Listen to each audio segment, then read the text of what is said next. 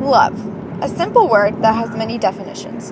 According to Webster, the definition of love is strong affection for another arising out of kinship or personal ties.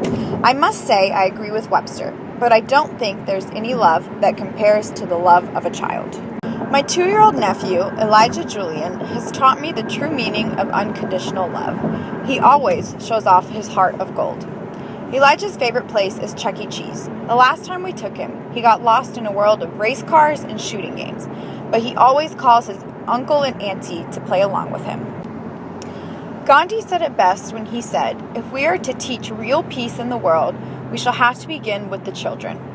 Even when Elijah is trying hard to compete with me, he still does it with a smile on his face and always remembers to say, "I love you." Hanging out with Elijah is like trying to tame a monkey.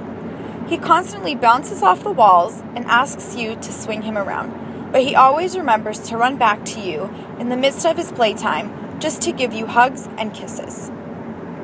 Though Elijah is only 2, he has the heart of a grown man. He never wants anyone to be excluded. Whenever we take walks, he always wants to hold both of his aunties' hands. The love he exudes for both of his aunties is unfathomable. He constantly reminds us of how much he loves us. The I love yous that come from Elijah just make you want to love him even more. No matter how tired or no matter how grumpy, he will always remind you of his love. Though this seems like it's not that big of a deal, it just reminds you that true love should always be unconditional. A few nights ago, we took Elijah to dinner as a family. We put him in his seat, and he looked at me with his puppy dog eyes and asked if he could come sit in my lap. His constant desire for my attention just goes to show that he always wants to be around the ones that he loves. This particular night when we went to dinner, his mother wasn't able to join us. Every few minutes, he would look up and say, "I miss Mommy."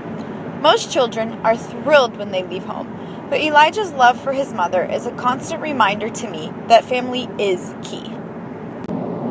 Through his love, Elijah has taught me that sometimes laughter is the best medicine.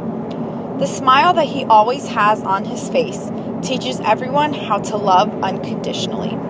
There is nothing that can steal his joy in life. It's the little things in life that Elijah does that is the constant reminder that nothing compares to the love of a child. He always wants to share anything and everything with you and always reminds you how to love. There is nothing that compares to the love of a child, especially Mr. Elijah Julians.